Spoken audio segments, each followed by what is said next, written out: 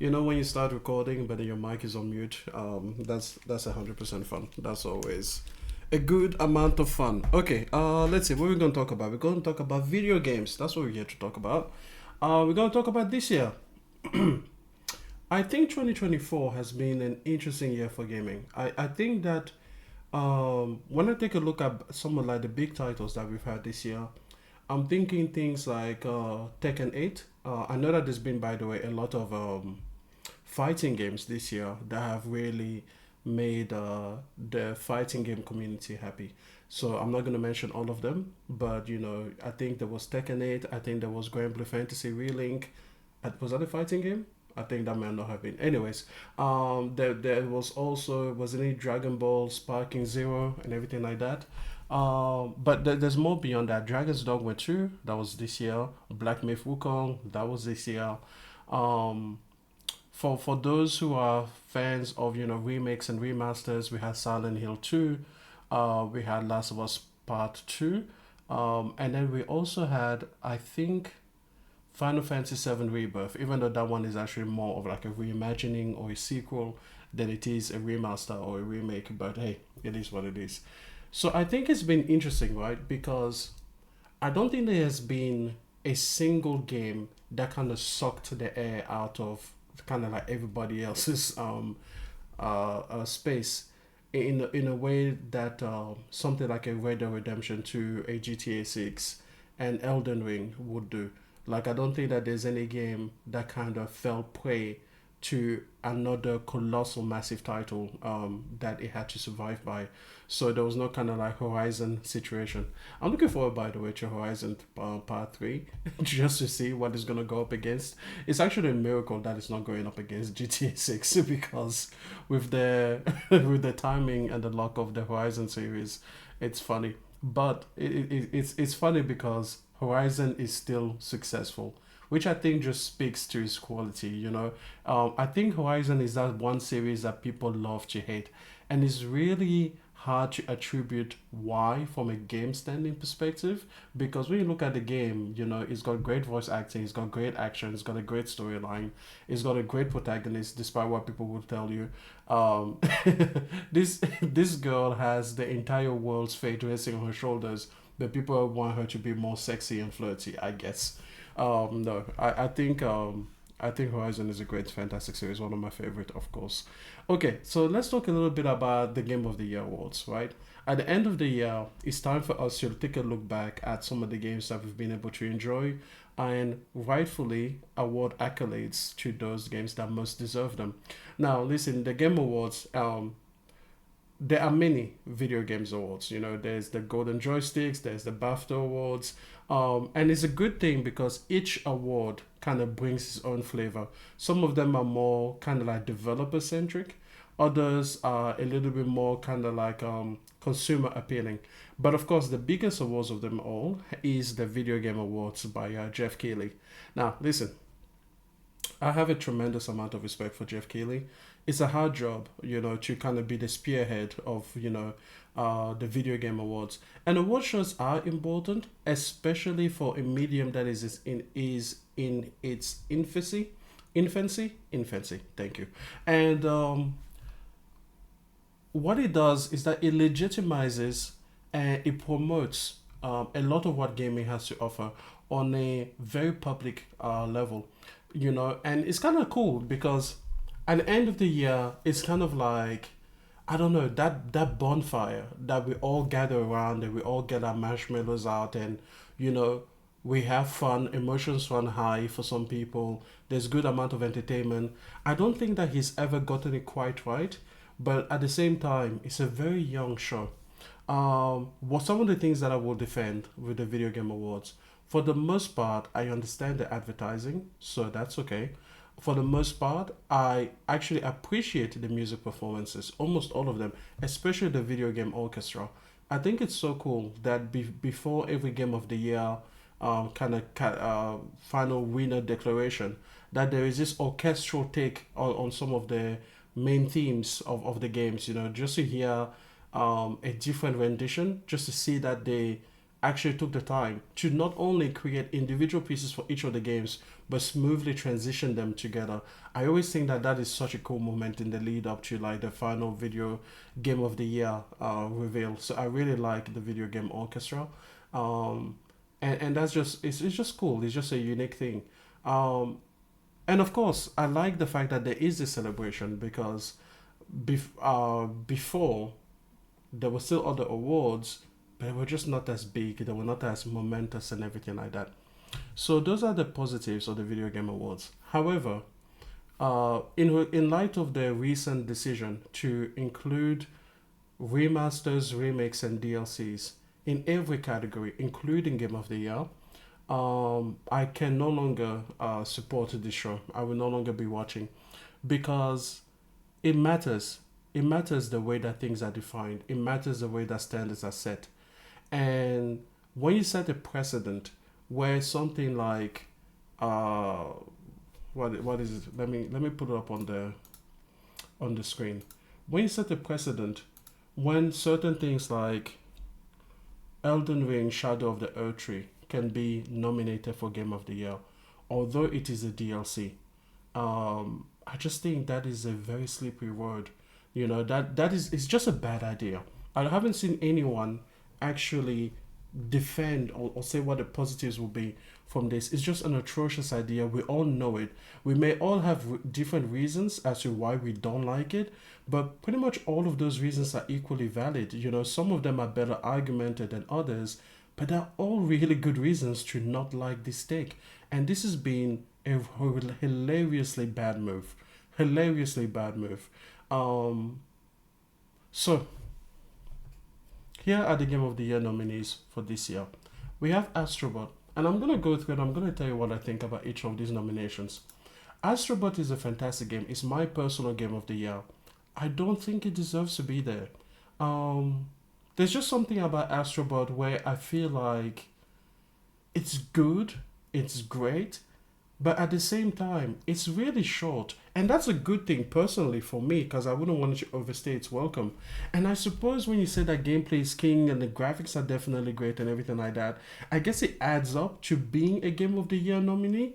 But at the same time, when I just think about things like previous games of the year. When I think about something like a Red Dead Redemption 2, something like a God of War, something like a Spider-Man, something like a Horizon Forbidden West.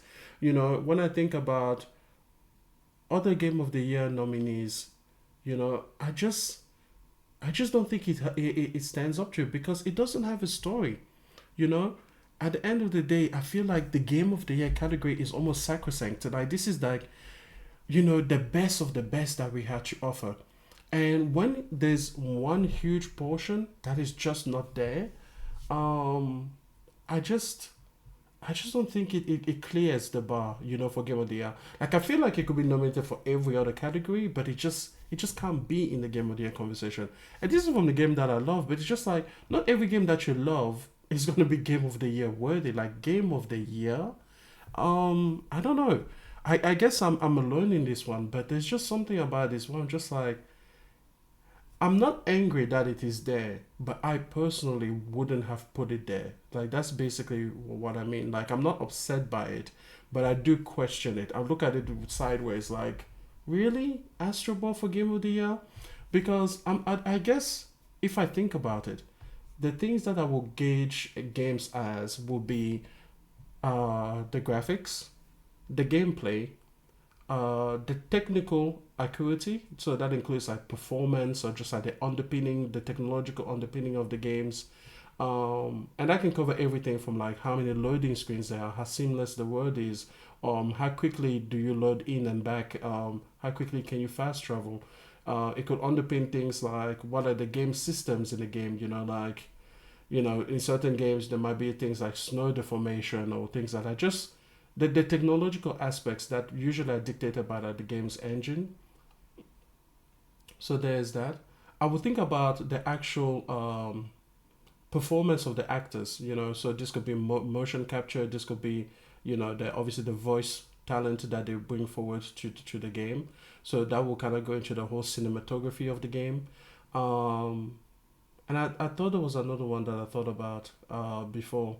But in any case, oh, the story, right? The story itself, there we go. That's the other one I was thinking.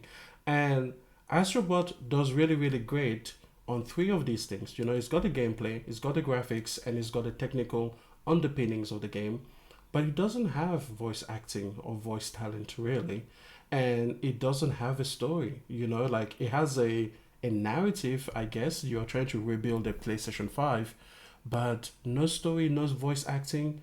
Whereas there are other games like, let's just say, Stellar Blade from this year, right?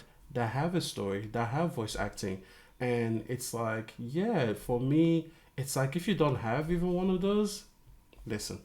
I guess not every single game that I think about. Like for me, for example, Astro Bot would be the closest to something like Hades, in terms that it's a, gameplay first, beautiful graphics, great technical underpinning. But Hades has a storyline and it has voice acting, great voice acting. So it's just, yeah, I don't know.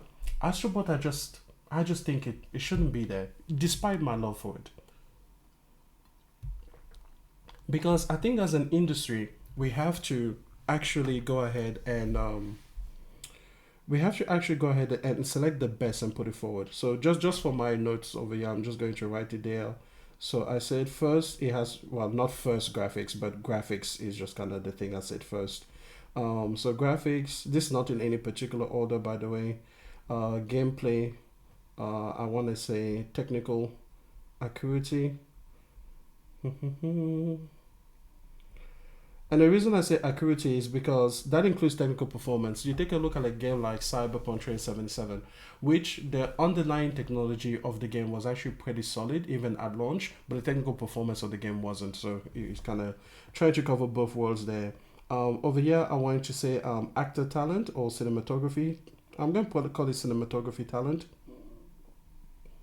And in this, I'm trying to talk about things like motion capture, if there is any, and voice talent, obviously, if it is applicable.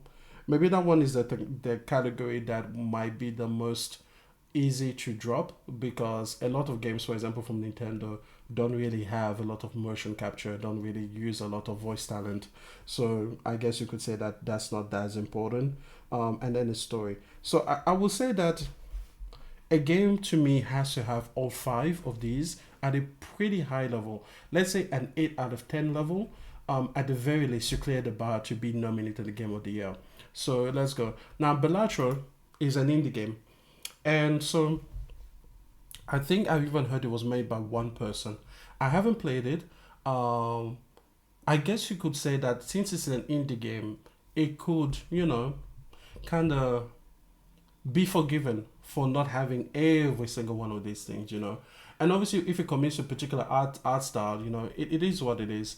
Again, I'm not angry that Balatro is here. I don't mind it, and I haven't played it, so I don't know. A lot of people that have played it, even when they were what you would say, they had an adversarial relationship at the beginning towards this game, because they were like, I don't think, well, not so much adversarial. They didn't agree with its nomination.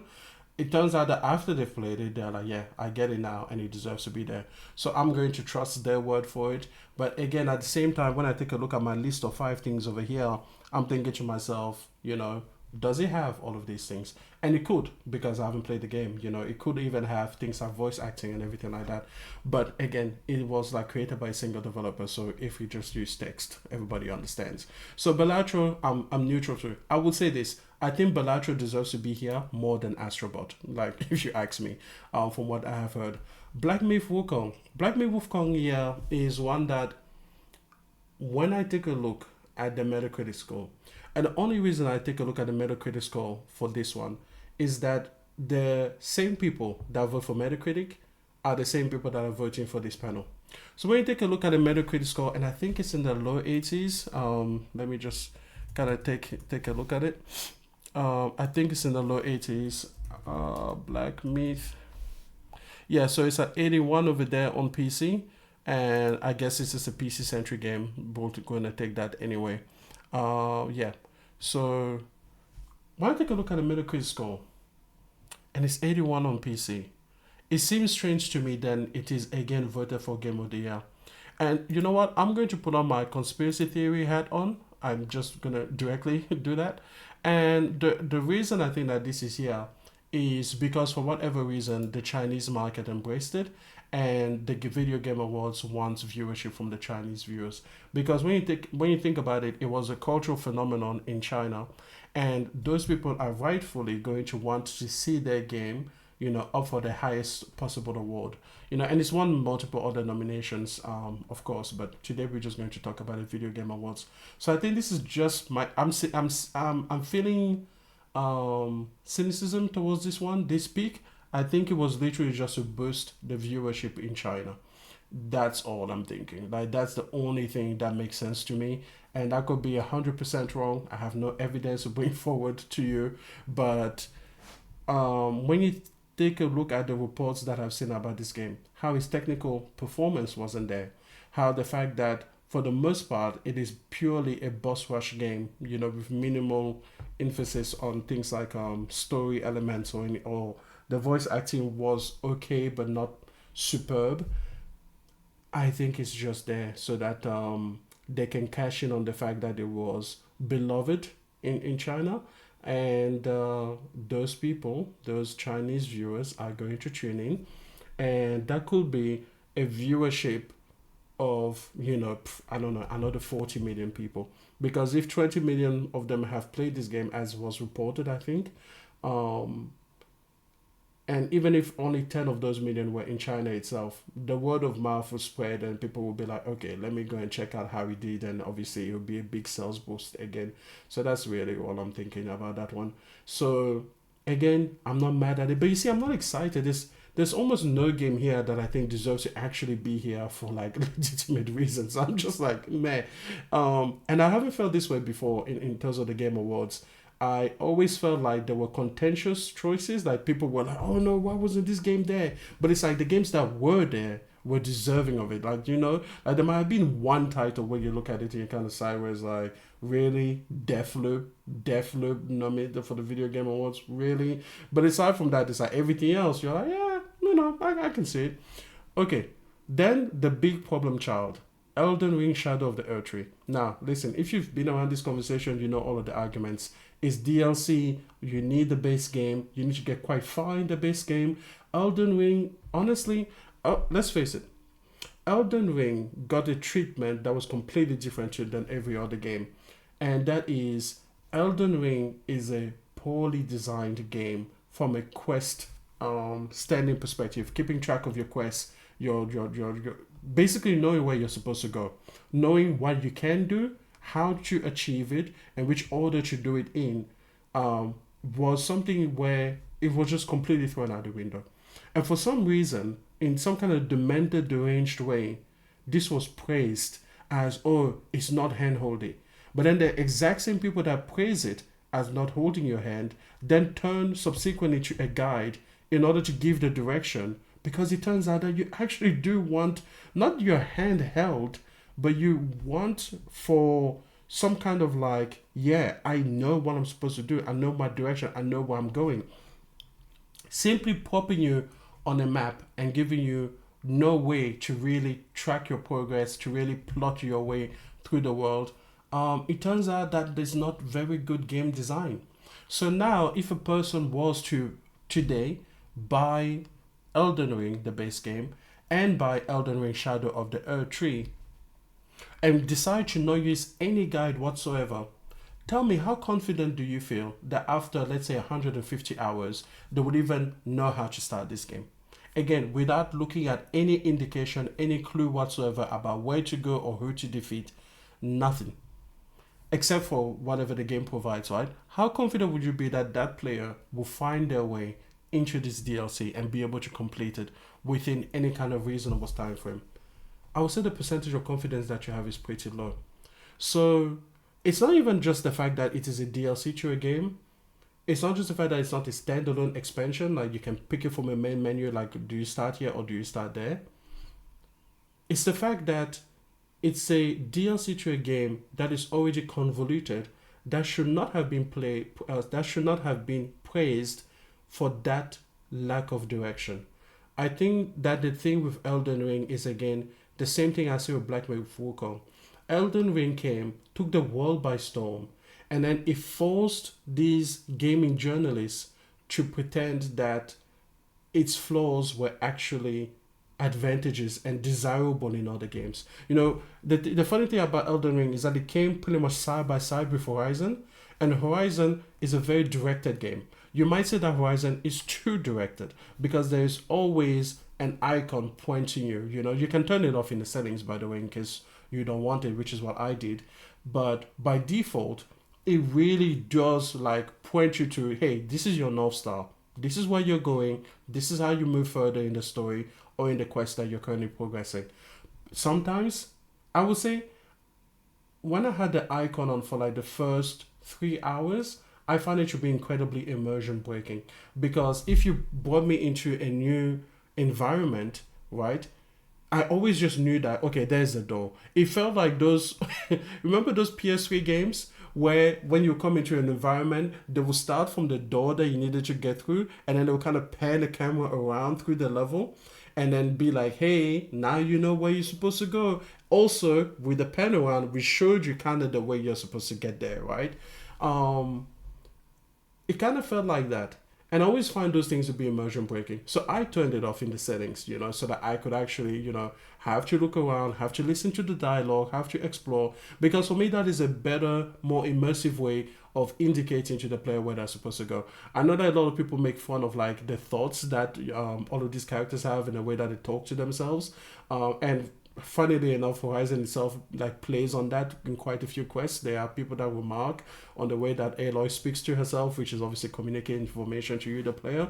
But I talk to myself. So I'm just like, it's not that immersion breaking to me. Like, do I talk to myself through every single step the way that Aloy does? No. Could they reduce it? Yes. But at the same time, I would never want something as just, I want to say, uncaring of the player's experience and the player's enjoyment as Elden Ring was. So there is that. In terms of access to the content, I think it's convoluted.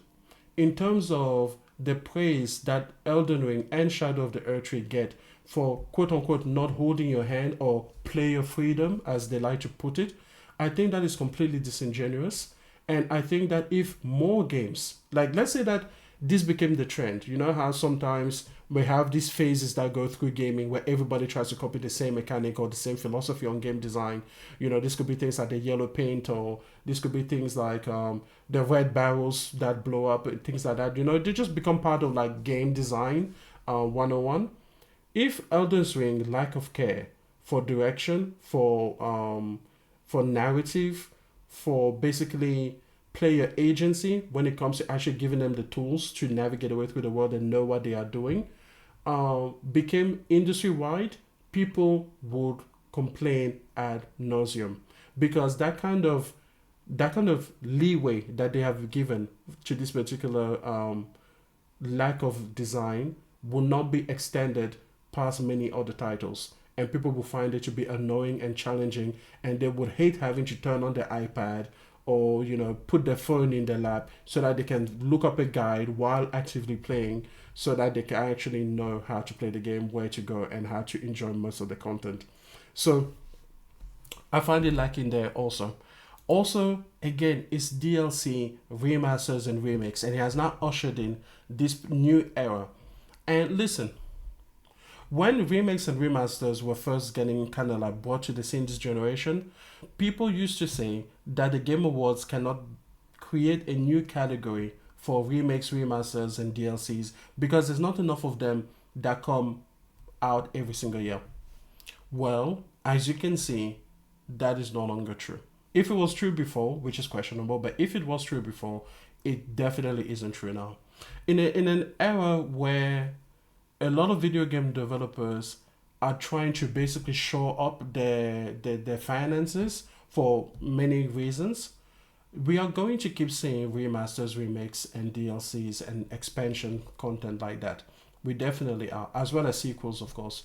But when it comes to remasters and remakes, it is now gotten to the point where I can pretty much guarantee you that it makes a lot of sense to create categories specifically tailored to these types of productions.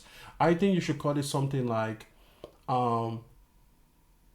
best remaster, remake slash additive content that will create, or expansion content.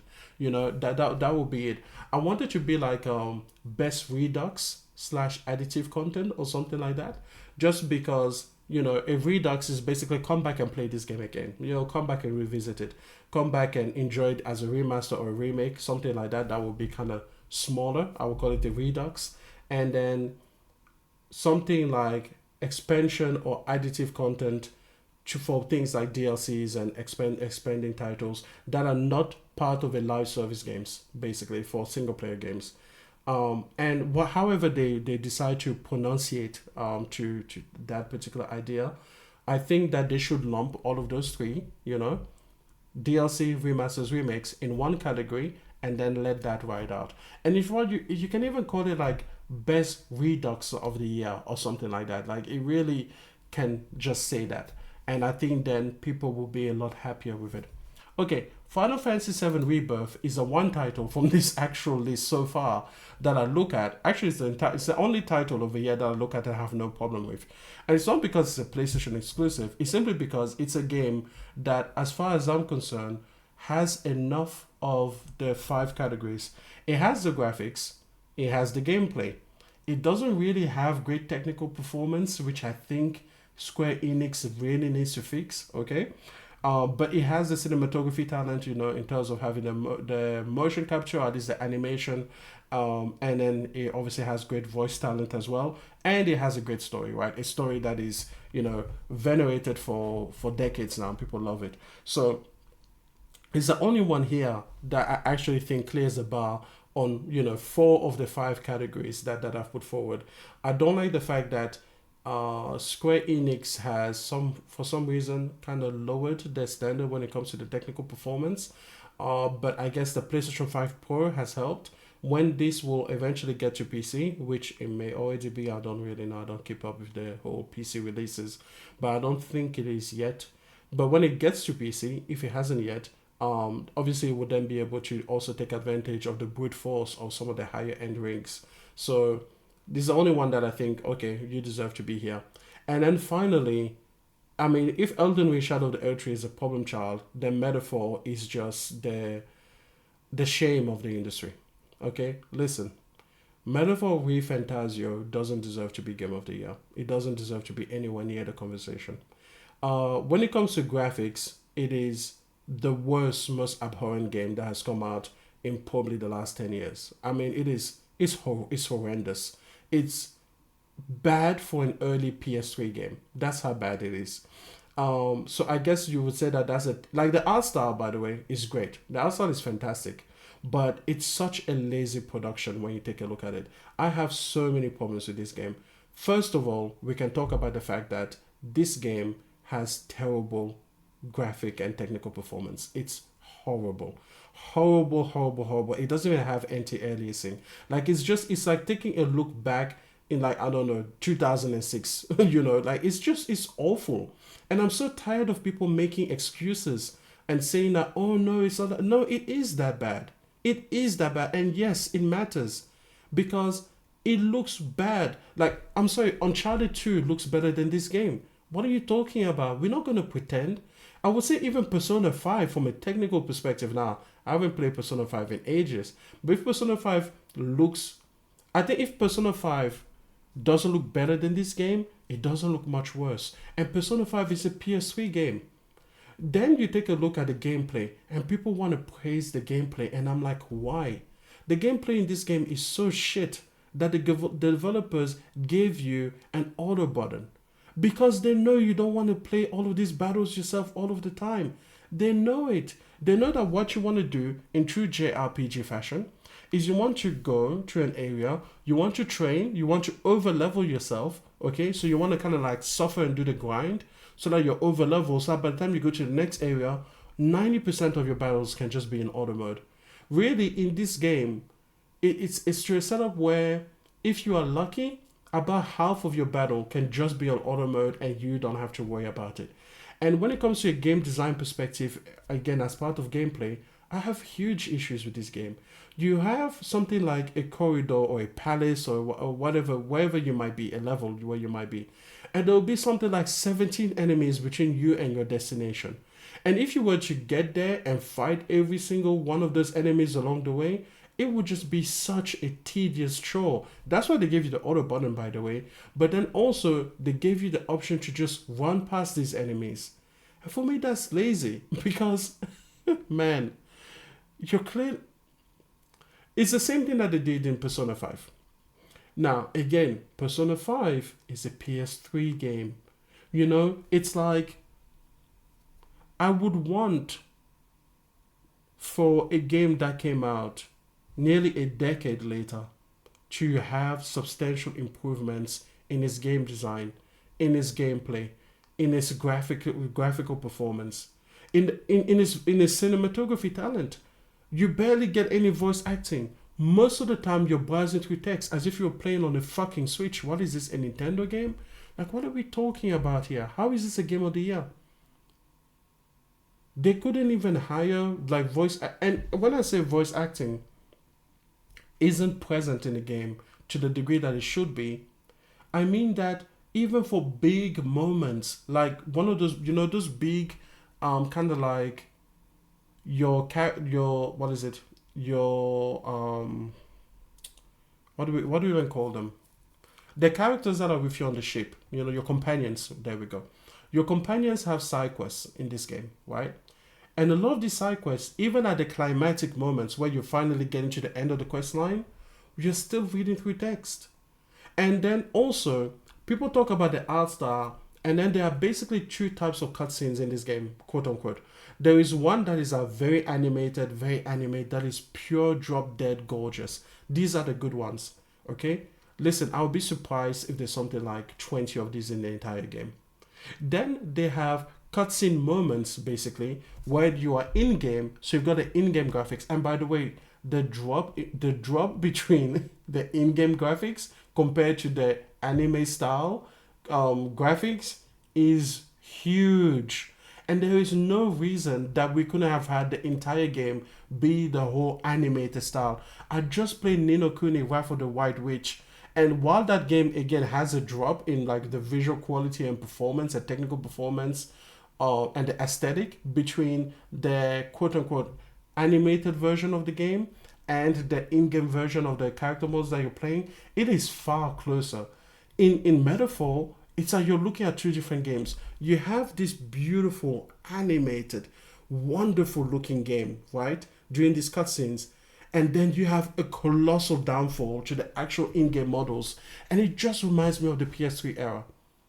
So in those cutscenes that are usually, you know, with text at the bottom of the screen, and there's lots of text at the bottom of the screen. Oh my God.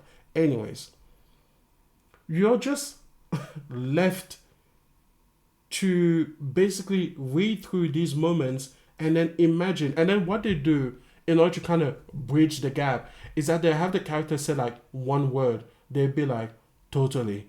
And then it's like 70 words that scroll at the bottom.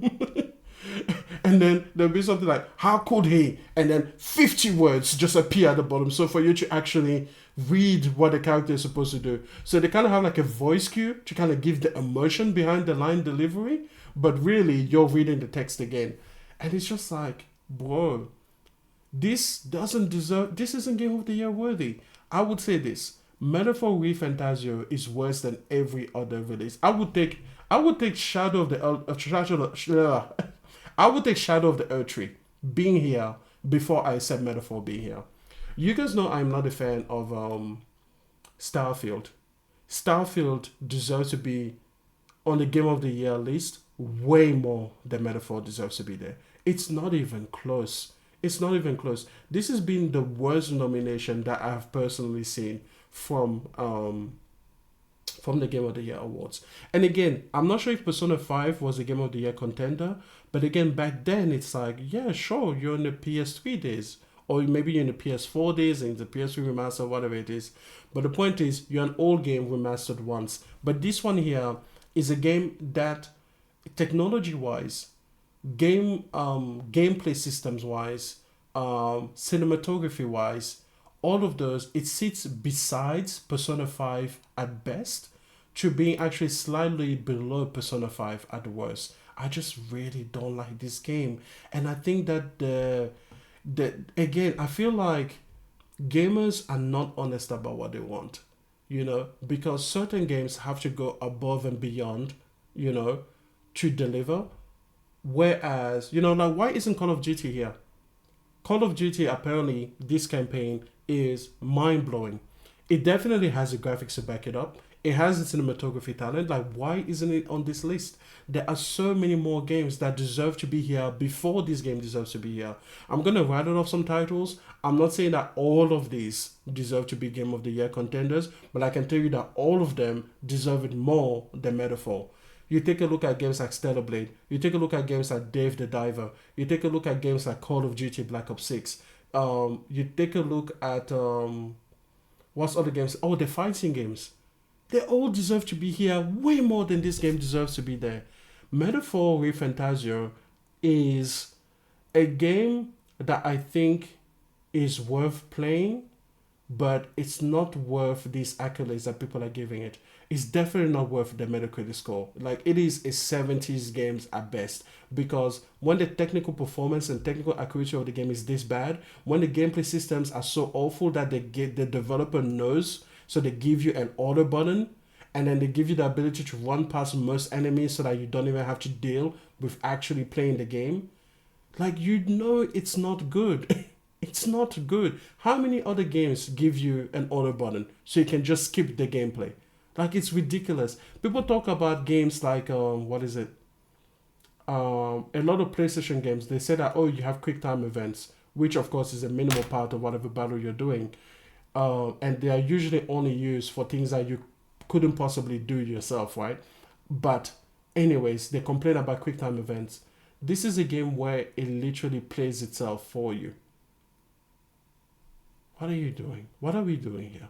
What are we doing here? I played Ni no Kuni recently, because that's another thing that people will throw at me. They're like, oh, well, Emmanuel, you just don't like JRPGs. Okay, so I played Ni no Kuni Remastered recently. A PS3 game again that was remastered to the PS4. And it is a far better game in every way.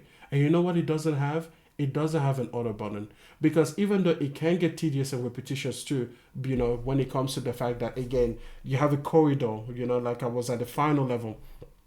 I'm at the White Witch's palace or something. And then between me and the next door, first of all, I have to do like 17 different wide ways and sideways and go over here and look for that chest and everything like that.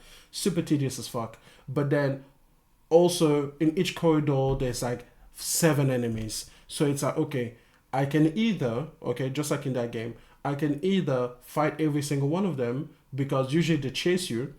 Or you know what I can do? I can cast a spell that will make me invisible to the enemies, which is again an admission, okay? This is an admission by the developer that you don't want to do this shit anymore.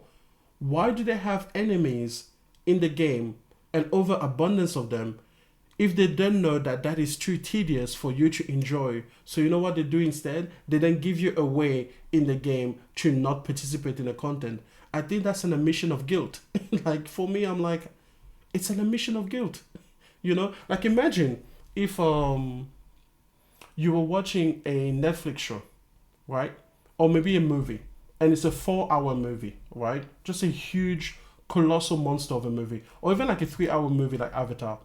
And then every single time that they are going to exposition dump you, a little screen, a button pops up on the screen saying, oh, just skip past exposition. It just says skip exposition because the director knows that you don't want to do this. So you just click it every time, and maybe at the start of the settings, it even asks you, hey, before you begin the movie, do you want to auto skip past the exposition scenes? And you can just click it. And then every single time they come up, it just auto skips for you.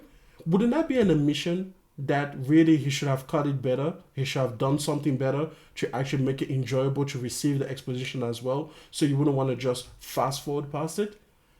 So again, games like Metaphor, games like Ni no Kuni, and typical JRPGs, because for some reason they kind of like doing that, I would say, yeah, when you give me an in-game way of skipping past your content, that is an admission of guilt. But even having said that, Ni no Kuni is a much better package than Metaphor ReFantazio. It just is. So if you think you're going to like Metaphor ReFantazio, I urge you to go and play Nino Kuni Wrath of the White Witch, because I've only played the first one so far. I've got the second one already downloaded, so I will play that soon. But I just, man, I hate this game. I hate this game, not because I hate the game itself necessarily. I don't think it's that bad a game. I would score it as a 7 out of 10 if I were to give it a score. But I hate the fact that, again, I feel like it is being unfairly praised. Like somehow it is just like the best thing since sliced bread, and it's like it really isn't, and it definitely doesn't deserve to be here. It's absolute garbage, the treatment that this has gotten, and it takes away from much worthier games that could be there in the game of the year. So that is my opinion of the Video Game Awards this year. I just think that between the horrible picks that they have chosen, between the fact that they have decided to put DLCs, remasters, and remakes, and can we just talk about the precedent that sets again? Like, what if there is a GTA 5 remastered? You know, what if there is a, I don't know, a Portal, 1 and 2 remasters or remade? You know, what if there is, there's so many great legacy games like a Halo, Halo 1 remastered or remade. Things that are almost guaranteed to be fan favorites. Are we just going to have 1 year a game of the year category where half of the tiles are just filled with remakes and remasters and DLCs, or maybe even more? It's ridiculous. It's ridiculous. It's a bad precedent, and so I can't support it. So that is basically my thoughts on that. Okay, let's go to Sony Kadokawa. Kadokawa. Oh, Jesus Christ. Sony is apparently in talks to buying the whole what is it? Oh, From Software, parent company. Funny, we were just talking about them, right? I have to say this. I am not excited at all about this possible, potential, whatever acquisition. They have confirmed that it was a letter of intent. I'm not against it. I'm not for it. I'm completely ambivalent to it.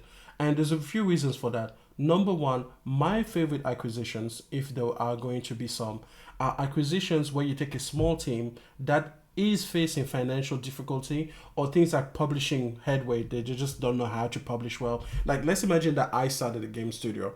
I don't know anything about the legal requirements behind it. I don't know anything about production of like CDs or of discs for you to be able to buy the game. I don't know anything about copyrights and laws and infringements and trademarks and things like that. I don't know anything about promotion of these things, and I would hate to have to deal with promotion. I hate putting myself out there, like if I could find a good company that I could just work on, that pay me really, really well, and I could just work in the background and never have any public facing side. Oh my goodness, that would be fantastic, right? Because I'm just not the person to go out there and promote myself or my product. I struggle with that all of the time. So if I were to start a gaming company, right, and I was to be picked up by Microsoft or a Nintendo or a PlayStation, I think it makes a lot of sense to me, because it's like, okay, you come in and not only will we give you the financial backing, but we'll also give you everything else about the whole distribution and production of the game and all the legal systems and things like localization of languages and things like that. So that's fantastic to me. But when you already have someone like a From Software, you've done that, you've been through that. Of course, they have worked with different publishers. I think, namely Bandai Namco in recent years. But the point is, they don't need help, right? Like, they might look to other publishers to help them publish and do those things I was talking about. But at the end of the day, they are not a struggling developer, just kind of small team getting started. So for me, it's like they will be fine with or without PlayStation's money.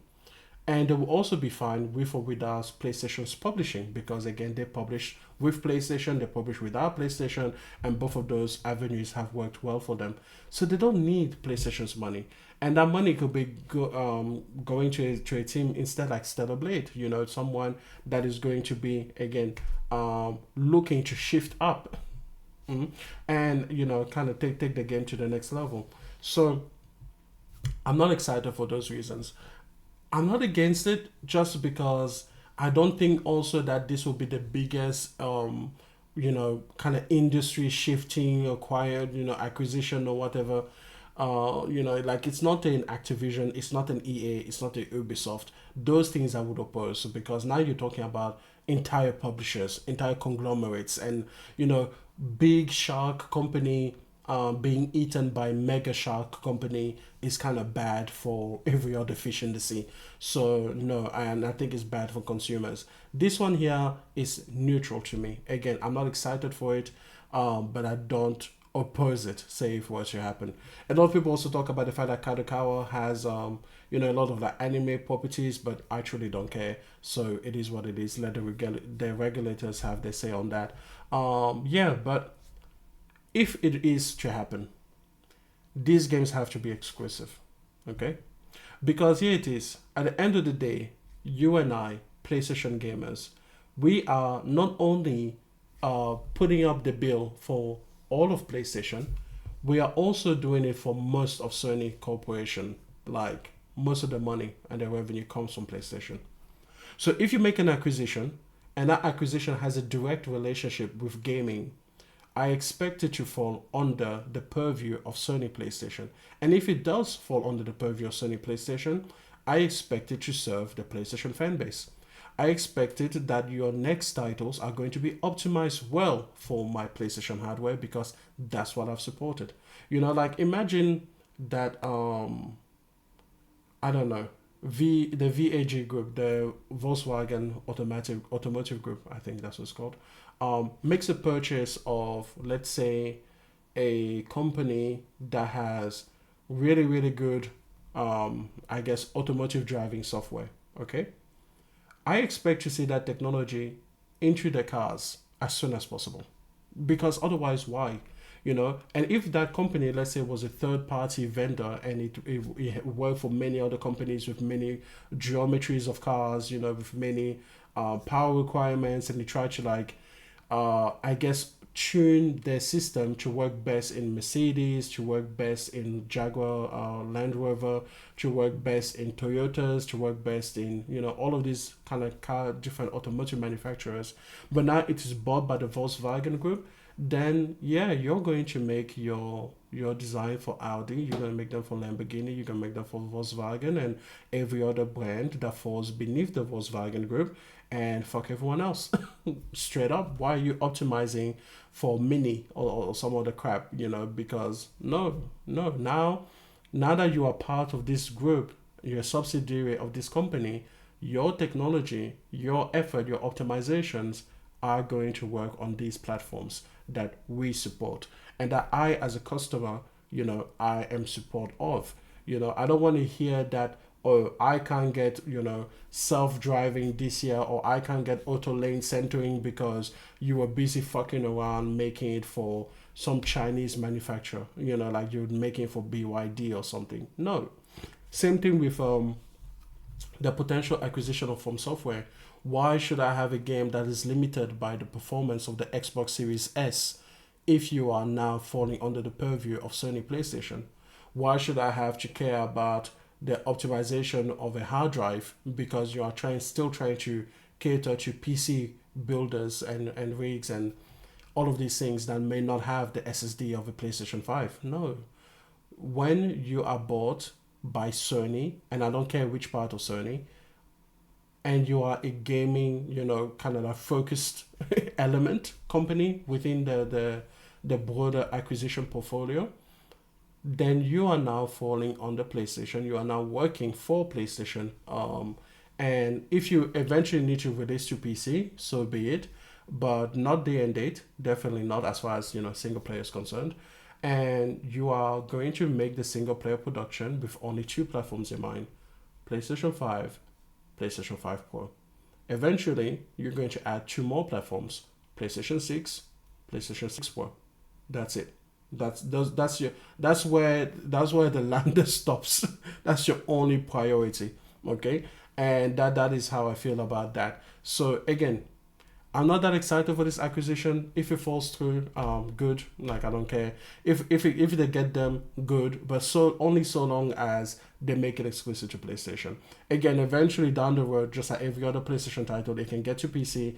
PC gamers are famously not afraid to wait, so let them wait.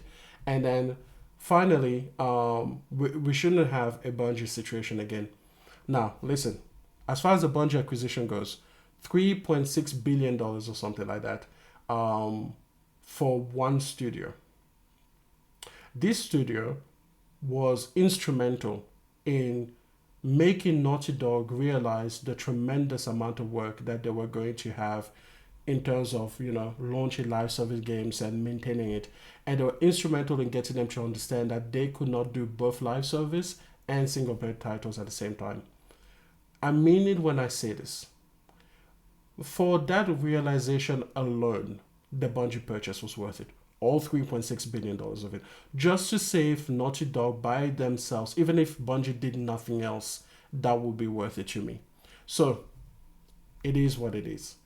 However, as a PlayStation fan, Bungie has done nothing to positively contribute to my experience on PlayStation.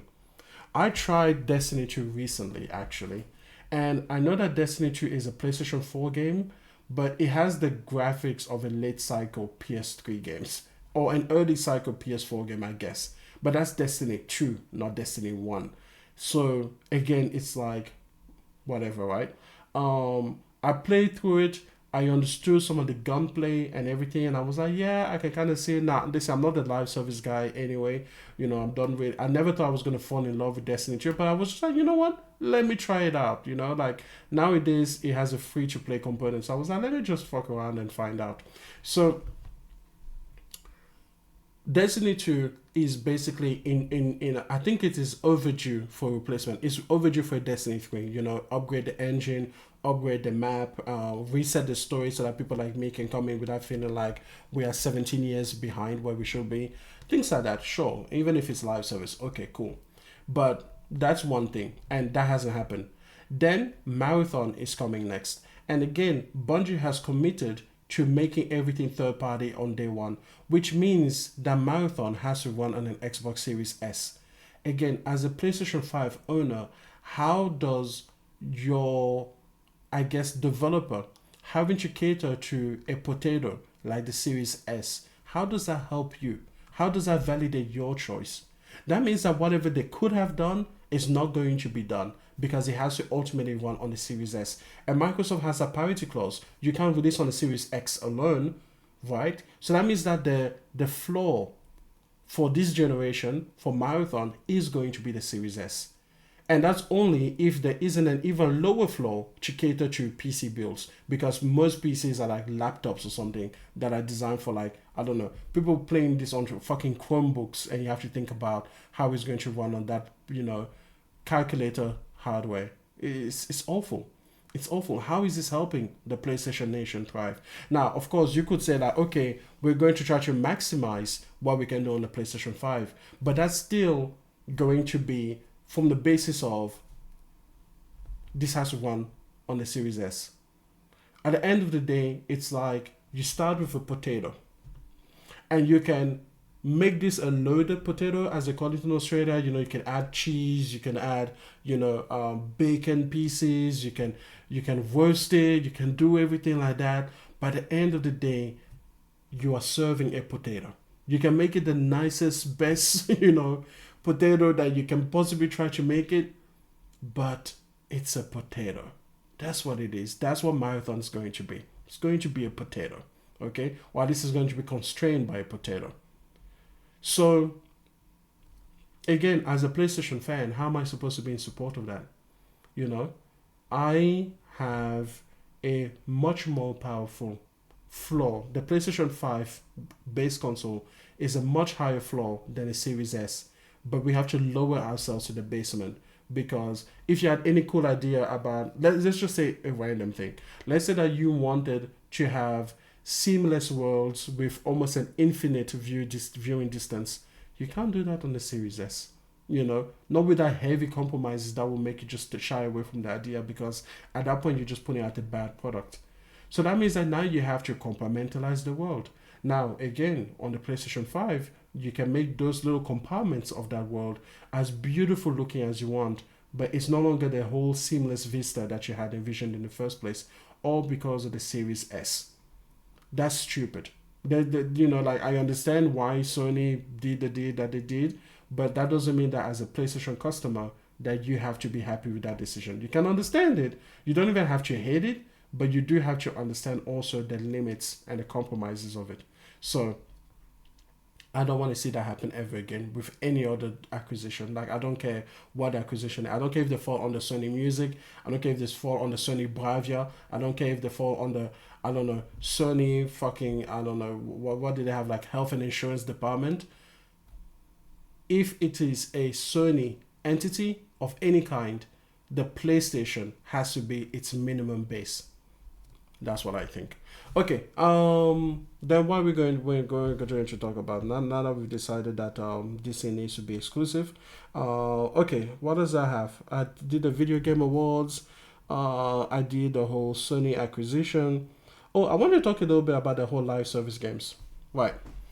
You guys know, right? If you've listened to Polo's podcast, that I am in favor of Sony having multiplayer games. Now, I always say multiplayer games. I don't like live service games. I think that live service games are so problematic for so many reasons, but you guys know most of them. So we don't need to rehash it again. I would much rather that we had traditional multiplayer games. In fact, that was one of the big things that got me to buy Concord, you know, because it was actually a traditional multiplayer game. Now, it still has some live service-ish elements to it, especially when you take a look at how slow the progression was. But honestly, that game died for far greater reasons than just the fact that it had like a slow progression system. So, since nowadays it seems that we can't have any multiplayer game without having a live service game, I think it's a good time for us to kind of think about where Sony might position their live service games going forward. And I want to talk specifically about Helldivers 2. Helldivers 2 apparently was revealed recently. I don't have the link or anything like that, but you can look it up. I think they say that they have had 15 million unique players. And this is the one case where player count might actually tell us something, actually relevant.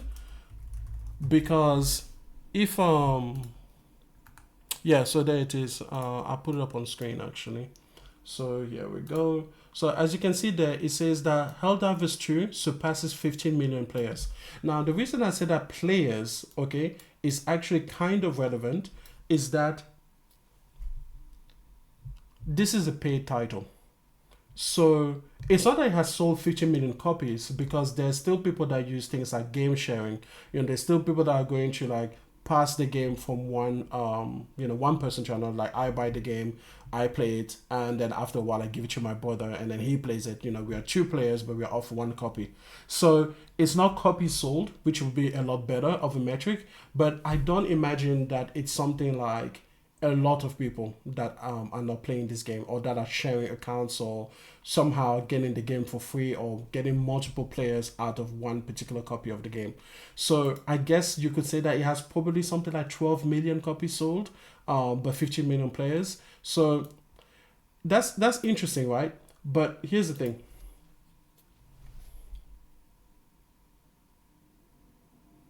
We are now in a lull when you take a look at Helldive, even his performance on team, because that's the easiest one to kind of take a look at. Right, when you take a look at his team charts, you know, you are hovering, you know, between about 33,000. You know, so if we go over here, well, let's go with maybe in the last year. We're going to take a look at a graph over here. Let's have a look. See, you know, let's kind of talk with some numbers in front of us, so that we can try to understand this point.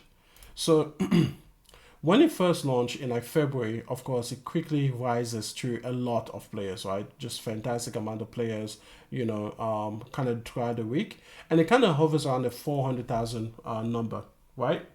And then what it does is that it subsequently kind of goes down, and then they kind of have a big update and it kind of crabs back up to 300,000. But now you take a look at Steam and it's in like the 49,000 range, which is fantastic. That is still a good amount of players, right? But if you compare it to other games, you know, that it is actually competing with, right? Like you take a look over here at Counter-Strike, you know, you take a look at PUBG, you take a look at even Naraka Bullet Point, you know, you take a look at all of these kind of dedicated, live service games like Apex Legends, right? Let's take a look at Apex Legends as kind of like a counterpoint, you know? Like, again, you take a look, this has a lot more players. And if I go over here and I kind of make it over 1 year, again, you see that the average is hovering much higher. And what I thought about this was that at the end of the day, the reason that Sony can't really break into the live service thing is because it takes an entire studio of a lot more people than Arrowhead has. And I'm thinking to myself, okay, what if Sony actually wants to be the people with an average of, let's say, 100,000 players, right? Let's say they want to do 100,000 players and up, which would be about, what you take a look at this, nearly 5 times, what they're doing with Helldivers 2. Even though Helldivers 2 took the world by storm for about 2 months, maybe 2.5 months, right?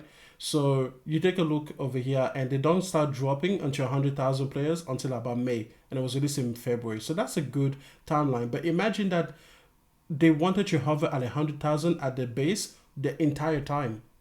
They will need to have team sizes that are comparable to the team size of something like an Apex Legends, right? And that is, I don't know how many people work on Apex Legends, but I would imagine you are approaching multiple hundreds of developers, maybe even a few thousand developers just on this game. Is that really where we want Sony to go? Like, you guys tell me. If Apex Legends, and I think they have maybe 100 developers by now, maybe they have kind of grown in size, but if Arrowhead can do, about, let's say, 20,000 after let's say, what is it, it's not even a whole year yet, let's say 6 months, it's averaging around 20 to 30,000 players concurrently every day. What is it going to take to average 100,000?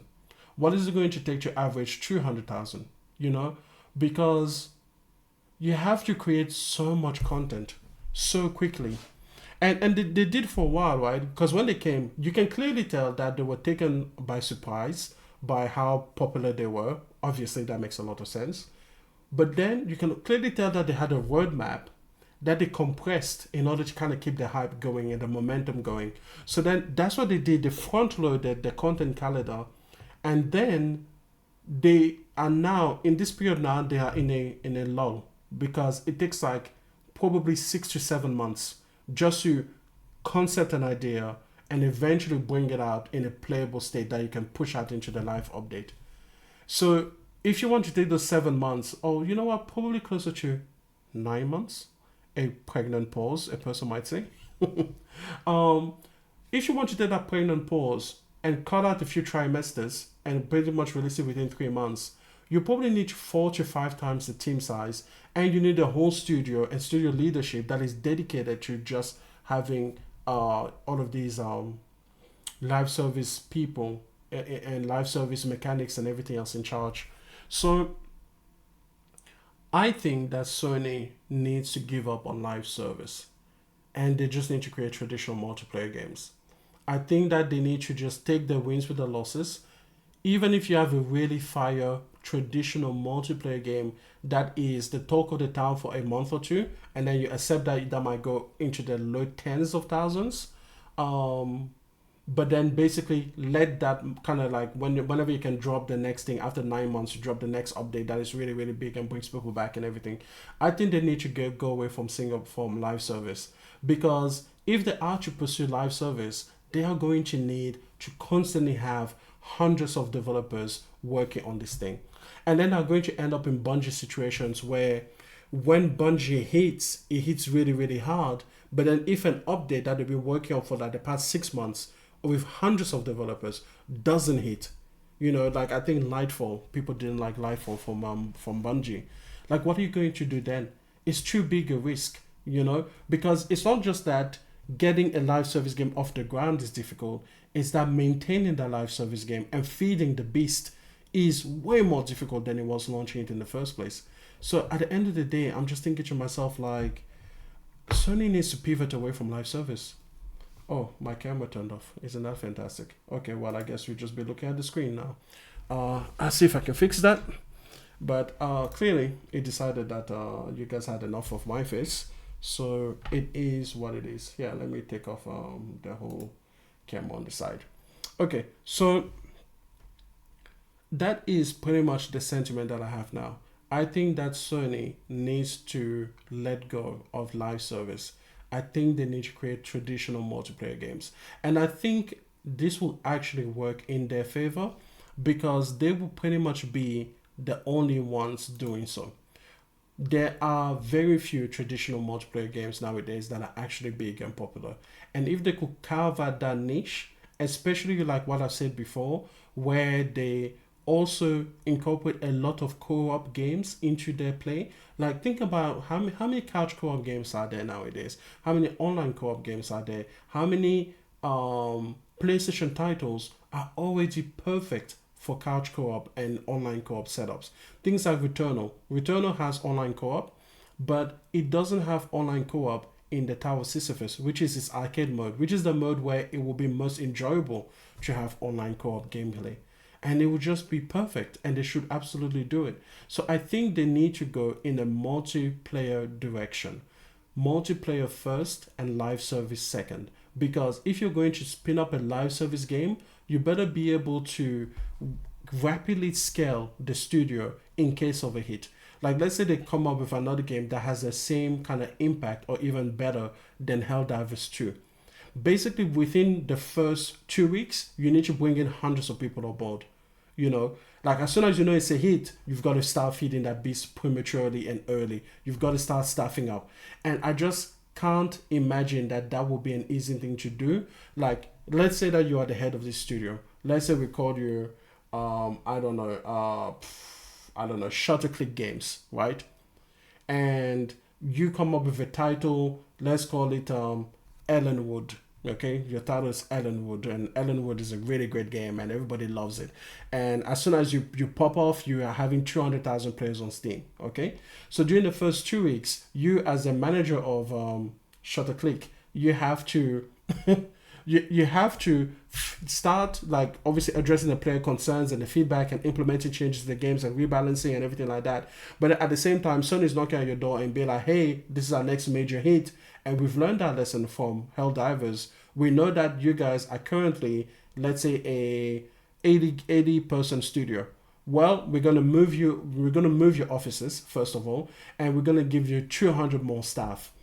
And this has to happen within the first 2 weeks because those 200 staff have to start creating the art assets, have to start creating, the skins, have to start creating the rigs, the motion captures and all of these things for the next phase of that game. And that next phase of the game has to hit in about, let's say, maximum 6 weeks time.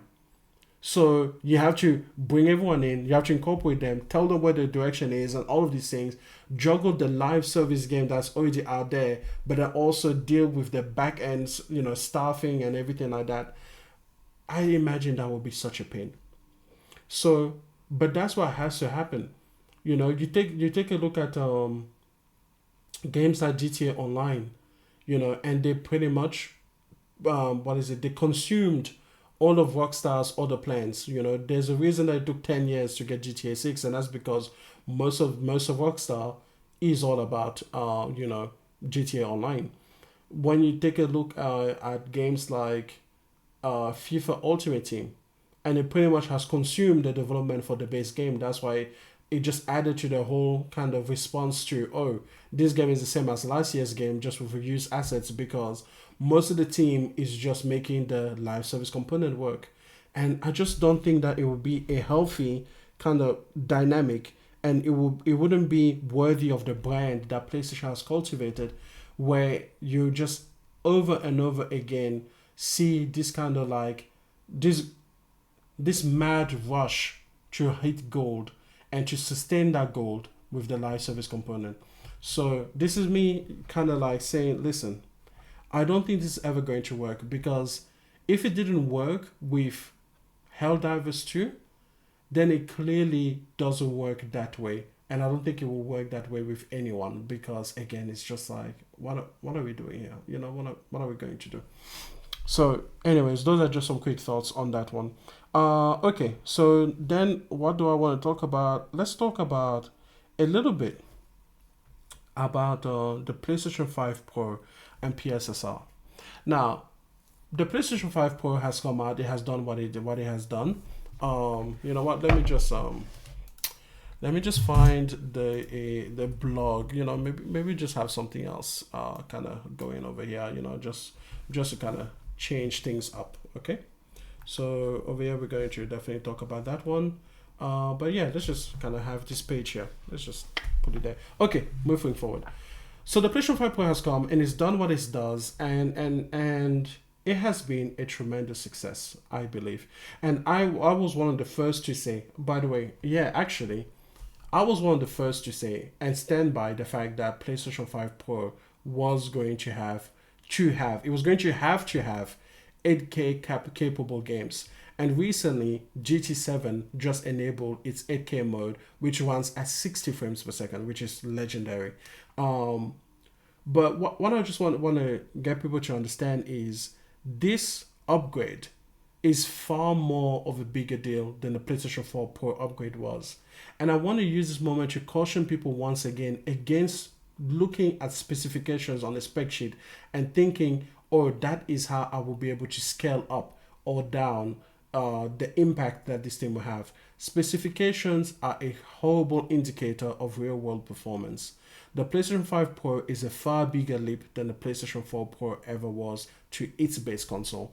So don't listen to people that try to convince you otherwise.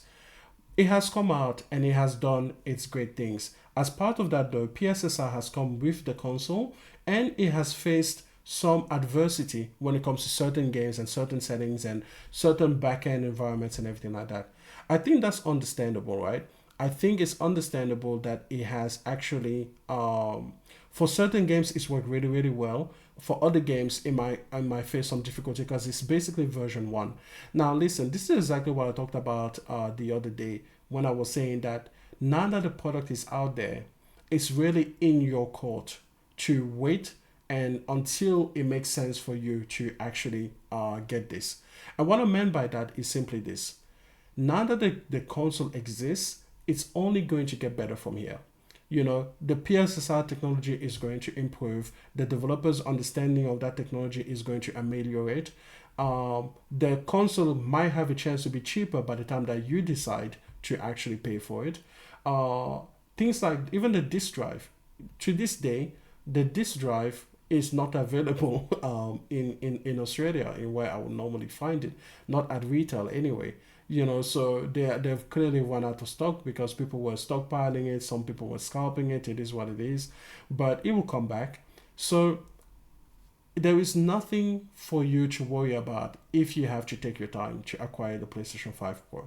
In fact, you could say, you know, maybe in a not so generous way, that the people that were there on wave 1, the early adopters, like most early adopters, are kind of the beta testers. They are kind of there to provide the feedback, to make this thing viable, so that by the time that you come in, maybe a year or 2 or 3 later, you will have a much better product and a much better experience than the people that were here on day 1. I myself haven't bought a PlayStation 5 Pro yet because I have other commitments, but again, it's kind of like that's the arena that it's in. But the funny thing is that this sort of like understanding is missing from a lot of pundits that talk about the PSSR issues. Like, this is brand new technology for PlayStation that we have seen its evolution, you know, on the NVIDIA side. But when it was on NVIDIA, they didn't seem to be this kind of like pushback. People understood that it would get better. People were just like, yep, this is here where it is. It's not great yet, but it's going to improve. And lo and behold, it has. People even understand it when it comes to FSR. You know, they take a look at FSR 3 and they're like, yep, this is much better than FSR 2 was, and FSR 4 is going to be even better than that. And people have that understanding. But when it comes to the PlayStation 5 Pro, people want to forget how things work, apparently. You know, and now people want to, you know, have the talking points and everything about how it isn't all that good, it's not all that it's cut out to be and everything like that. And listen, it is what it is. Let the haters hate. But if you as a PlayStation gamer are interested in a PlayStation 5 Pro, but you haven't got it yet, then I would say feel free to wait. the ball is in your court. You can always decide to buy it on any random Tuesday. There is no shortage of it, minus the disk drive that Sony will have to produce additional units for. But aside from that, it's there. It's ready for you whenever you decide to meet it there. And if you don't want it, don't worry about it. The other thing that I want to say is that if you are an early adopter and you have already gotten your PlayStation 5 Pro, remember that in most games, you are not losing the standard performance modes or the standard modes that the base console has. So if PSSR is an issue in any particular title, you should check to see if you can just fall back on the default modes that you got for the base PS5, and quite often even those modes will be kind of like slightly boosted. So you don't have to. PSSR is an addition to your experience and it is a big draw, but if it isn't working right, it doesn't have to be a drawback for your experience, at least in most games. And obviously things will get better, but also accept that you are an early adopter, like these things are going to happen. So it is what it is. So that's my PS5 Pro talk. And then finally, I want to talk about Avowed and Stalker 2. Let's have a little bit of Xbox related side of the house. Now you guys know that obviously I'm not a fan of Nintendo games, so that's why I hardly ever talk about them. But we can definitely talk about Xbox because, why not? It's fun. So over here on Metacritic, I see that Stalker 2, which is obnoxiously spelled, by the way, has a, what is it? What are we talking about here? A 74 Metacritic. And this is on PC, okay? I think it has a higher Metacritic on Xbox, but this is yet again another game that is coming out from, I guess, the Xbox camp that is not performing the way that it should be performing. Now listen, these developers obviously have had to deal with an entire war literally happening in their home nation, and even though I don't think that they are literally being bombed and shelled every single day, I think that they actually moved. What you have here is a situation where they have created a substandard product and Xbox has again allowed it to come out of the door. And listen, if it was the only title in Xbox's portfolio that this happened to, it would be one thing. But this is a constant kind of thing with Xbox where it's just over and over again. You have a situation where a title comes out and it performs less than stellar.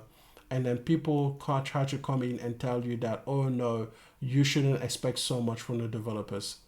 And listen, Stalker 2, I'm not even going to go too far into because, again, they have the whole situation. It is what it is. I hope that they fix it. No, there's never an excuse for releasing a broken product. There's none, okay? Not even a war. Because at the end of the day, if you're putting out a product out there and people are paying their money for it, understand that people also struggle for this money. People, not everyone can just pay for a $60 to $70 game out of pocket and then just happily weather the fact that you didn't give it the technical performance that it needed, or you didn't optimize this, or you didn't optimize that. So no, it's not acceptable to me. People work hard for their money, and when people invest their money with good faith into your product, they should be guaranteed a minimum level of performance that should be far higher than what people got with this particular title. So then the other thing to talk about is Avowed. Okay, now Avowed is a game that has come out, right? And whew, all right, we're just gonna skip forward over here. Okay, I don't know why this person has his face. I hate just, wow. Okay, I wish he would. He makes the game look better by putting his face. Don't put your face there. Okay, I'm gonna find another video. I'm just wanted to have something playing in the background, but I don't want to stare at someone's face temporarily. Just show me the game. I don't need to see who you are. Okay, that seems rude, but I don't even mean it to be. Okay, so here we are. We have Avowed, and this is the previews that it's come out with, And you know what? This is exactly what I thought it would be. I mean, look at the facial animations over here. That is horrendous. Horrendous looking game. And here we are again, and we have to pick on Xbox again. Yes, I know you're gonna say it. Here we are picking on Xbox again. We never like Xbox games, and oh my god, we're always picking on them, and nothing about them is ever good enough. And you know what? That's because they are not good enough. Like, I'm just like, what do you want us to say? What is this? What is this bullshit, man? Yo, listen, Disavowed is looking worse and worse and worse. And just putting a lot of like neon colors everywhere doesn't mean it's good. Look at the facial animations. Look at this. Look how static the face is. What is going on? This here is, again, people will be like, oh my god, he's from Obsidian. Oh, Obsidian doesn't make games like that. You know what? Maybe they should. Maybe they should make Game of the Year quality games. Maybe they are bought by $1 trillion company and you should be able to feel that in the product. Like, the funny thing about Disavowed is that it's one of those games where you feel the limitations of the budget. Like, you feel like, these people spend exactly $27.35 million on this game. Like, you can literally, what is this, bro? What is going on? Why are we excusing this? Like, listen, I'm not gonna excuse it. You guys know. Okay, what am I even looking at? That's supposed. Was that a character creator? I'm sorry. I'm sorry. I'm sorry. That was. Let's just go back for a second.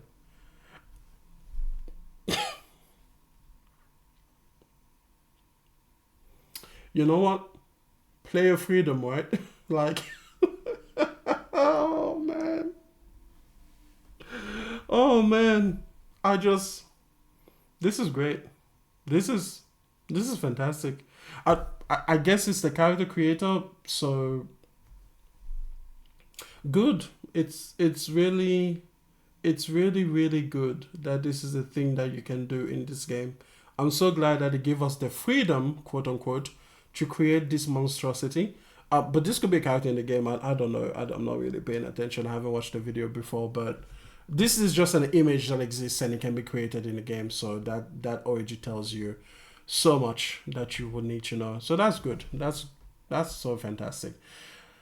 All right, and even for characters that they created themselves, I don't even think that they are particularly good. At least this character here looks better than. Oh wow, that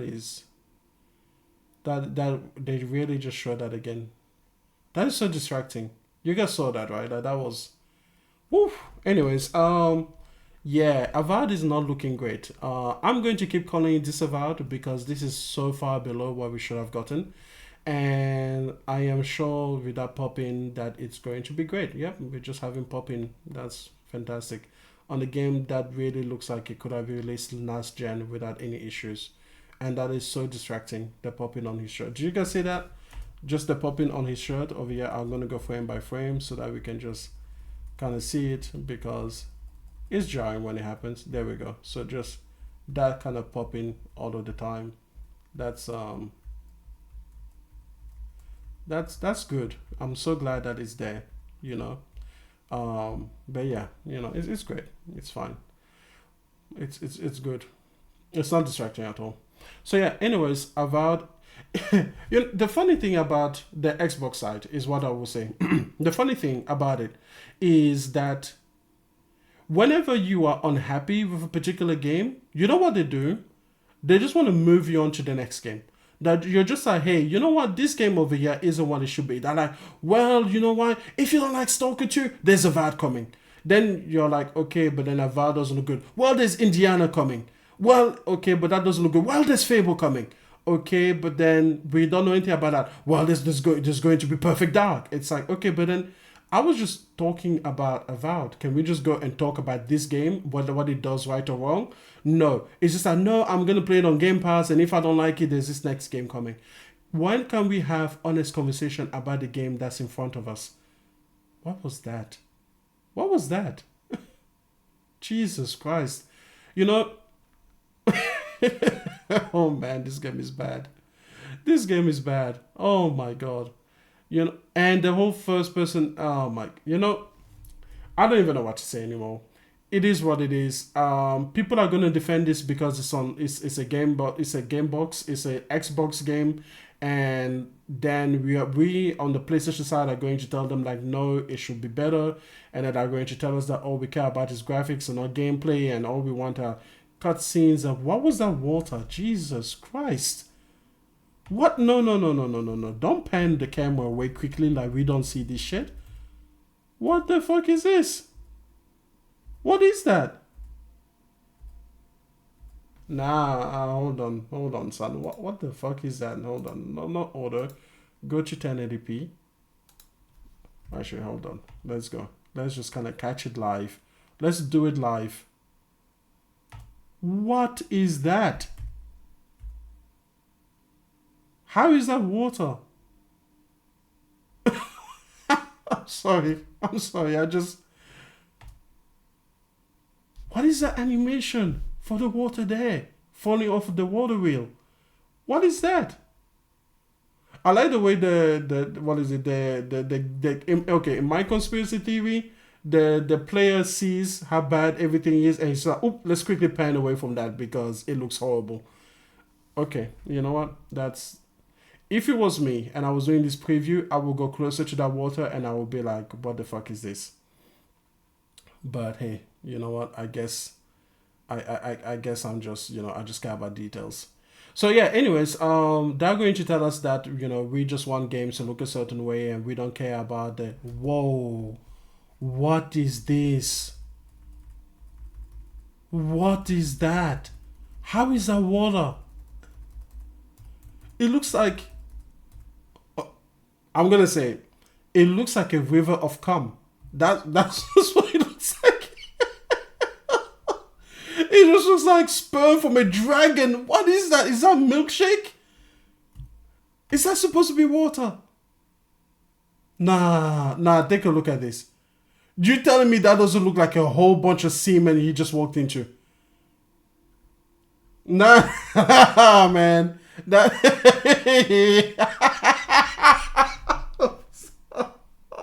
oh God. What is that river of cum? Hey, listen, I didn't put it in the game, okay? Yes, I'm calling it out for what it is. It looks like sperm, okay, from like a sperm whale. I don't even know why they're called sperm whales, but that looks disgusting. What is that? And the animation makes it worse. How is that allowable? You know what? I'm getting this shit off my screen. Nope. I don't even want to see what's next. That is not going to work for me. I don't even want to see what's next. Let's talk about the PlayStation Portal. Okay? The PlayStation Portal got an update that allows it now to connect to, what is it? It will be able to connect to cloud gaming. Or cloud streaming, whatever. We don't have it in Australia, so I can't test it for you. So it is what it is. However, I think that this is actually the first mobile-ish device that PlayStation Cloud Streaming will be available on. I think it's available on PC in the markets where it's supported, but it's not available on Android or iOS. So it's in beta right now, and I think it has about 200-ish games. Over here in the blog, I think they said 120 games will be supported, but people have, it says over 120 games. So and people have actually counted it to be about 200 games. Mixed results in terms of the latency and everything like that. Sometimes the latency is good, sometimes the latency isn't so good.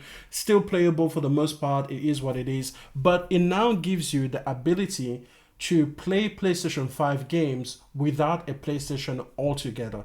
Because if you have the PlayStation Portal now, it can actually be a standalone streaming console like the Lenovo Legion Go or something like that. And so that is interesting.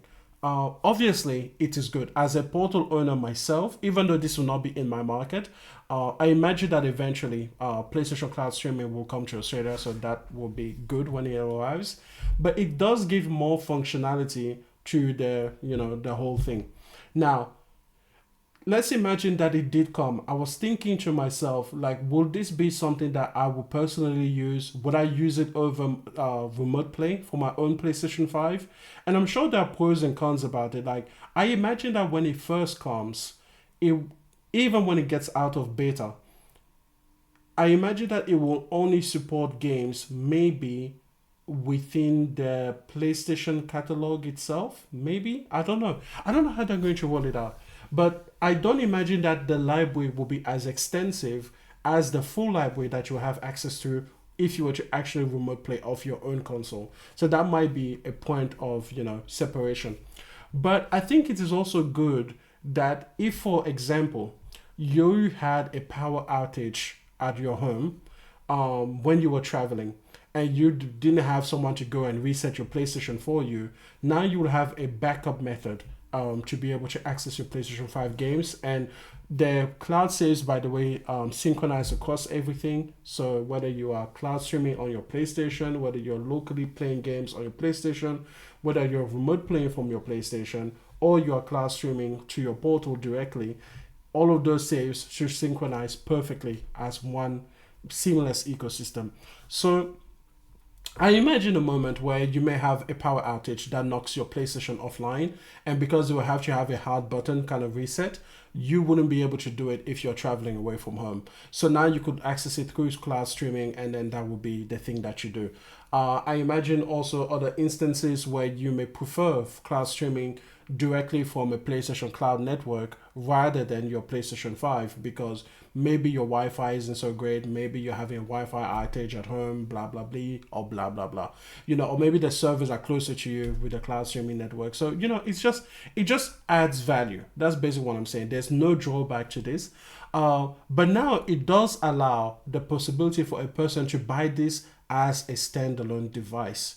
So then it's like, okay, could this be a double-edged sword?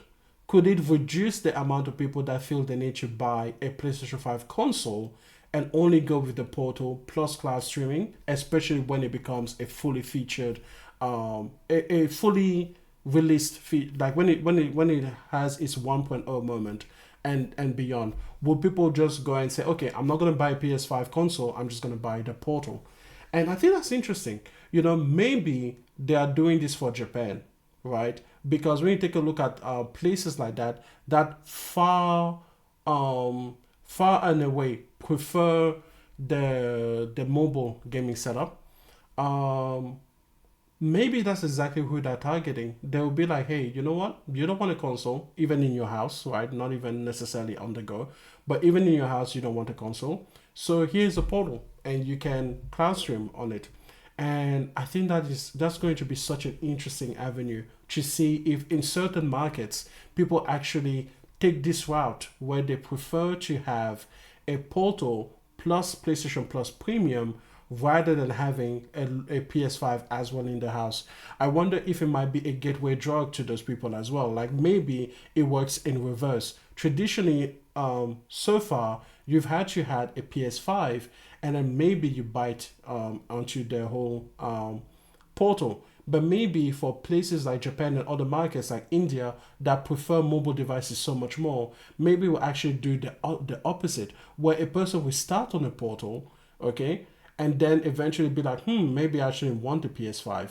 So that is so interesting. But now it also puts it in terms of feature, it's almost feature parity with something like a Lenovo Legion Go, while being substantially cheaper again. So I think this is a substantial update. I think it would take time for this update to see whether it actually fizzles out to nothing in terms of impact, or whether it actually has a huge impact in certain market. But either way, for PlayStation Portal owners in markets where PlayStation Plus Premium is available, this is a net gain. It's a net positive for you. So, but it's super freaking interesting. It's super freaking interesting to see, especially my theory of, will people now move from a portal to a PS5 rather than moving from a PS5 to a portal, in terms of like what is the first purchase and kind of how they partake in the ecosystem. Because I know of people that I've seen on Twitter that say that, hey, actually, I spend most of my gaming on the portal ever since I got it rather than the PS5 with the big TV, because life reasons or whatever. So I think this is a genuinely cool update. I think this is genuinely interesting. I think that it could penetrate markets where the console alone may not have done it. it could be a huge update for Japan. I don't know if it's available in Japan now on the PlayStation Plus cloud streaming, but I imagine that if it isn't, that it definitely will be a priority. So over here, these are the countries. Oh yeah, it is available in Japan. So here we are. It's available in Japan. Um, so yeah, what do you guys think about my theory? Because I think in markets like Japan, markets like India, now over here it's not available in India yet, but I know that there are lots of markets around the world that are really heavily handheld based. They really much more prefer the handheld. And now that you've basically made it a standalone, I'm thinking to myself like, wow, a person in Japan that let's say preferred a handheld before may have had to be like, okay, I need to buy the console, at whatever price that it is, and then I need to buy the portal so I can game my way. But now you're basically saying like, hey, you could just get the portal instead. So that's going to be interesting once this thing rolls out as a 1.0. As a beta, I think that most people are going to have a wait and see approach. So it will be really, really hard to tell. But the portal already, okay, is the best highest selling gaming accessory this year. So it's already wildly successful. And I think that this update could potentially make it a wildfire in certain markets. I think that markets like America, even Australia, when it eventually gets the capability for cloud streaming, I think it will be more of a tepid reception. People will be like, yeah, it's cool that it has it, but they'll just kind of like use it the way that they've always used it, or it will not drive sales in the same way. But I think markets like Japan, markets like India, markets like South Korea, you are potentially looking at a whole paradigm shift. Okay, doesn't mean it's going to pan out, right? Doesn't mean that it's going to work that way, because you take a look at Game Pass, for example. Game Pass is available on mobile devices, right? And they've made a really big push for that, and it really hasn't shifted the mentality. And this will be the exact same thing. This will be PlayStation Plus Premium, which is the equivalent, and this will be available on a mobile device. The only difference is, as far as I know, you don't really get cloud streaming on mobile devices already, so you can't get it on your phone. So it's a kind of different situation. But what I'm saying is that the Japanese market hasn't fallen in love with Game Pass because it allows them to play from their phone. But at the same time, for people that don't know, the PlayStation Portal is a much better experience than playing on your phone.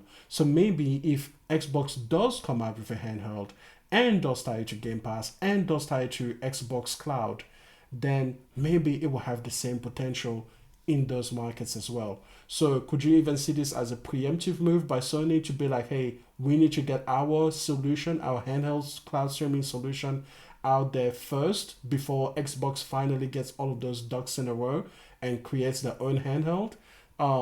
That's it's fascinating. I think that there is more to the conversation than people are realizing right now. I think that this could be a huge shift in the way that we go to, because if this works, that means that there's always going to be a portal equivalent for every subsequent generation of PlayStation. Because if they have markets that overwhelmingly prefer this kind of setup, where with the PlayStation 6 there'll be the PlayStation 6 portal or whatever, and you will always give it the capability to be disconnected from the console, so that in those markets, people that are happy with cloud streaming can just cloud stream without having to buy the PlayStation 6 itself. And then maybe that is again a gateway drug into the PlayStation 6, because there are disadvantages, right? There will always be lag and latency. It doesn't matter how small you make that lag or latency, it will always be much bigger by comparison to a person that's playing locally on the PlayStation console. So people will eventually run into that. If they're huge fighting game community fans, and let's say they start playing Taken 8 on the portal via cloud streaming, let's say it was possible, they are always going to consistently feel like, okay, once I get beyond the amateur level, I need to actually invest into a console. And then why wouldn't they just get a PlayStation by then? Because they already have the PlayStation Portal. It just makes sense to get a PlayStation equivalent, because again, it's just like, if it's available for you on cloud streaming, it would definitely be available as part of your subscription on on the actual console, so you wouldn't even have to buy the game again necessarily. maybe there could be a few percentage of differences where you can get it through the cloud streaming, but then you still have to buy a different plane on console. That would be weird. I can imagine that would be a thing, but I guess it could happen. But aside from very fringe case scenarios, you wouldn't necessarily have to buy the game again. You would just have access to it through your subscription. So all you have to do is pay for the hardware, and then you could obviously take your time to pay for it. And the good thing about this is that it will still keep PlayStation Studios from having to give native ports to games. So they still don't have to develop games for like a PlayStation Vita or something. So yeah, I'm thinking that this update is super exciting. In fact, it's so exciting that I wish I made this entire video based on it, because the more I think about it, the more I think about the potential for this particular move to pay off huge dividends. If this pays off, and if it's not a fluke, then there is some genius working at Sony, because I've never even considered how it could do in certain markets that heavily favor handhelds over consoles, and how we could also, like I said, create that leeway back into a console for people. So yeah. Anyways, those are all of my thoughts. Sorry that my camera turned off halfway during the thing, but hey, you know what? Technical things do happen. So yeah, I hope that you guys have a wonderful, kind of rest of your day, your night, your everything. And I look forward to talking to you in the next video. Let me know what you thought most about the PlayStation Portal segment, because I think this is a huge update with tremendous potential without threatening the base console itself, because that's the thing that I think is here. I think in some markets it will quote unquote cannibalize sales of the base consoles, because now people want each have the base consoles. But I think that in those markets you are not going to sell a lot of those base consoles anyway. You're not really cannibalizing your sales. You're just giving people the avenue that they will prefer into your ecosystem. So whereas in things like Australia, in things like the United States, in things like most of Europe, people are happy to buy the console. People prefer to buy the consoles, and so you're not really threatening anything. The Portal isn't taken away from the PlayStation experience; it's just contributing to it. And now, even today, even without all of that future potential, for the people that are in the markets where PlayStation Plus cloud streaming is supported, it's just a value add. And if you like it, you like it. If you don't use it, so be it. It doesn't cost you any more money. So hey, that's cool. All right, I'll talk to you guys later. Thanks for listening.